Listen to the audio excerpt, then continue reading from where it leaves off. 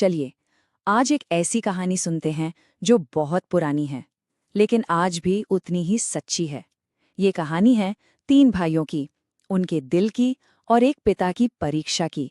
एक ऐसी परीक्षा जो हमें सिखाती है कि असली दौलत आखिर होती क्या है और उसे खोने का मतलब क्या होता है। तो किसी इंसान की अमीरी का, उसकी दौलत का असली मतलब क्या है? क्या ये पैसा है, घर है या फिर कुछ और? यही सवाल इस पूरी कहानी की जड़ है, और जैसे जैसे हम आगे बढ़ेंगे ये सवाल हमारे जहन में बार बार घूमता रहेगा। तो कहानी शुरू होती है 3 अनाथ भाइयों से और एक बहुत ही दयालु, नेक दिल बूढ़े आदमी से जो उन्हें अपना लेता है। वो उन्हें अपने बेटों की तरह पालता है और वो तीनों भाई भी उसे पिता का दर्जा देते हैं। वादा करते हैं कि हमेशा उसका सम्मान करेंगे। लेकिन वादे तो आखिर वादे होते हैं और इनकी परीक्षा होनी अभी बाकी थी। पिता ने उन्हें सब कुछ दिया, लेकिन अपनी पूरी जिंदगी की सीख एक ही बात में समेट दी। उन्होंने कहा, बस एक चीज मांगता हूं, सच्चाई का रास्ता कभी मत भूलना। बस इतनी सी बात।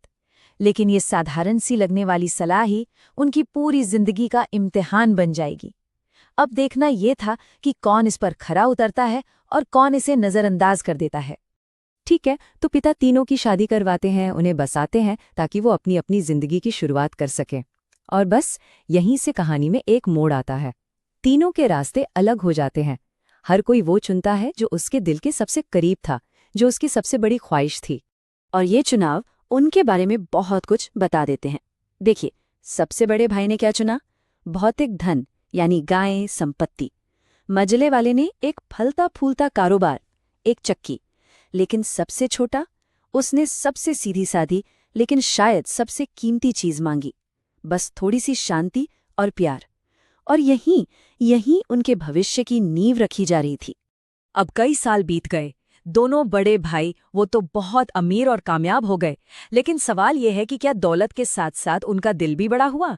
दूसरी तरफ सबसे छोटा भाई, वो भले ही गरीबी में था लेकिन अपनी सादी सी दुनिया में बहुत खुश था। और अब मंच तैयार था असली परीक्षा के लिए, क्योंकि उनके पिता वापस आने वाले थे। तो पिता लौटते हैं, लेकिन वो वैसे नहीं लौटते जैसे गए थे। वो एक गरीब, लाचार भिखारी का भेष बदल कर आते हैं। क्यों? क्योंकि एक परीक्षा थी। वो बस ये देखना चाहते थे कि क्या उनके बेटों को उनकी वो एक सलाह याद है, सच्चाई के रास्ते वाली सलाह। अब पर्दा उठने वाला था उनके असली चरित्र से। एक पल के लिए जरा सोचिए। एक तरफ एक आलीशान घर, अंदर हर तरह का ऐशो आराम, और दरवाजे पर कौन खड़ा है?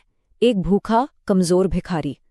और वो भिखारी कोई और नहीं बल्कि वही पिता है जिसने ये सब कुछ अपने बेटों को दिया था। कितना बड़ा फर्क है ना? और बड़ा बेटा क्या कहता है? निकल जाओ यहां से, तुम अपने खाने के लिए काम कर सकते हो, चले जाओ। सोचिए, उसके गोदाम अनाज से भरे हैं, लेकिन उसका दिल वो बिल्कुल खाली हो चुका है। दौलत ने उसे इतना अंधा और कठोर बना दिया कि वो अपने ही पिता को नहीं पहचान सका। ठीक है, तो बड़े बेटे से तो ये जवाब मिला। अब वो भिखारी यानी पिता मझले बेटे के पास पहुंचते हैं। उसकी भी एक बहुत बड़ी कामयाब आटे की चक्की है। सवाल वही है, क्या कामयाबी ने उसे भी बदल दिया?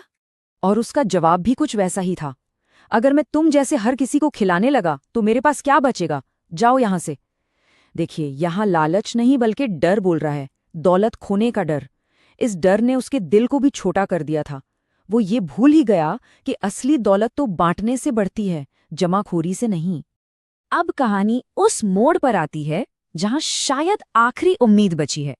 भिखारी अब सबसे छोटे बेटे की मामूली सी झोपड़ी पर पहुंचता है। यहां कोई आलीशान घर नहीं, कोई बड़ी चक्की नहीं। माहौल बिल्कुल अलग था। और जो जवाब मिलता है वो दिल छू लेता है। अरे कृपया अंदर आइए पिताजी, चलिए हम आपको खाना देते हैं, थोड़ा आराम कर लीजिए। उन्होंने एक पल भी नहीं सोचा। उस अजनबी में उन्हें एक पिता दिखा। उनके पास देने को शायद ज्यादा कुछ नहीं था, पर उनके पास वो था जो सबसे कीमती है, एक बड़ा दयालु दिल।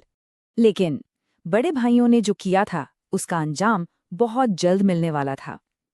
कहानी में एक बहुत ही ड्रामेटिक, एक बहुत ही नाटकीय मोड़ आता है, और इस बार ये किस्मत आग से लिखी जानी थी। पता दूर से बस देख रहे थे और अचानक बड़े भाई का वो शानदार घर और मझले भाई की वो चलती हुई चक्की दोनों धू धू करके जलने लगे। ये कोई हादसा नहीं था, ये एक तरह से उनके कर्मों का फल था। जिस दौलत पर उन्हें इतना घमंड था वो उनकी आंखों के सामने राख हो रही थी। इस आग का मतलब सिर्फ तबाही नहीं है, इसका एक गहरा सांकेतिक मतलब है। ये आग एक सजा से ज्यादा एक शुद्धि थी। ये उस झूठे मोह को, उस लालच को जला रही थी जो भाइयों के दिलों में घर कर गया था। शायद ये एक मौका था कि वो सच्चाई के रास्ते को फिर से देख पाएं। अब कहानी अपने सबसे अहम मोड़ पर है। सबसे बड़ी परीक्षा अभी बाकी थी, और ये परीक्षा सबसे छोटे भाई की होनी थी, उसके चरित्र का असली इम्तिहान। भिखारी अब अपनी छाती पर एक गहरा घाव दिखाता है और कहता है कि इसका इलाज सिर्फ एक ही चीज से हो सकता है, किसी ऐसे घर की राख जिसे उसके मालिक ने खुद अपनी मर्जी से जलाया हो। अब आप सोचिए, ये कैसी शर्त है? एक तरफ एक अजनबी की जान और दूसरी तरफ अपना घर, अपनी पूरी दुनिया। क्या कोई इतना बड़ा त्याग कर सकता है? और यहीं पर हमें सबसे छोटे भाई का असली चरित्र दिखता है। वो एक पल सोचता है, अपनी पत्नी से बात करता है और दोनों एक ही नतीजे पर पहुंचते हैं। एक इंसान की जान एक घर से कहीं ज्यादा कीमती है। उनका फैसला डर या लालच से नहीं, बल्कि दिल में बसी करुणा से निकलता है। और बिना एक पल हिचकिचाए वो अपने ही हाथों से अपने घर को आग लगा देता है। और फिर एक चमत्कार होता है। जैसे ही झोपड़ी की आग बुझती है, उसकी राख से एक शानदार आलीशान महल खड़ा हो जाता है। ये दिखाता है कि निस्वार्थ भाव से किया गया सबसे बड़ा त्याग सबसे बड़ा इनाम भी लेकर आता है। जो उसने खोया था, कुदरत ने उसे उससे कई गुना ज्यादा लौटा दिया। तभी वो भिखारी अपने असली रूप में आ जाता है। वो उनके पिता थे। वो कहते हैं, तुम ही वो एक हो जिसने सच्चाई का रास्ता नहीं छोड़ा। असली अमीर तुम हो। और इस तरह वो अपने बेटे को उसकी नेकी का इनाम देते हैं। ये साबित हो जाता है कि असली दौलत सोना चांदी नहीं, बल्कि एक सच्चा और नेक दिल है। तो इस पूरी कहानी से हम सीखते क्या हैं? एक बहुत जरूरी सवाल ये कहानी छोड़ जाती है कि जब सब कुछ खत्म हो जाता है, जब सब कुछ जल जाता है, तो आखिर में बचता क्या है? कुछ बातें बिल्कुल साफ हैं। पहली कि पैसा और दौलत दिल को खराब कर सकते हैं। दूसरी कि असली अमीरी वो तो करुणा और दरियादिली से नापी जाती है।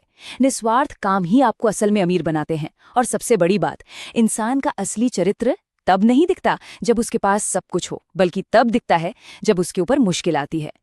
और आखिर में ये कहानी हम सबके लिए एक सवाल छोड़ जाती है। अगर कभी जिंदगी में ऐसी कोई परीक्षा देनी पड़े, तो हमारे फैसले हमारे बारे में क्या कहेंगे? ये एक ऐसा सवाल है जो हमें सोचने पर मजबूर करता है कि हमारे लिए सच में क्या जरूरी है। आपसे अनुरोध है कि इस चैनल को लाइक, शेयर, कमेंट और सब्सक्राइब करें। साथ ही बेल आइकन भी दबाएं। धन्यवाद।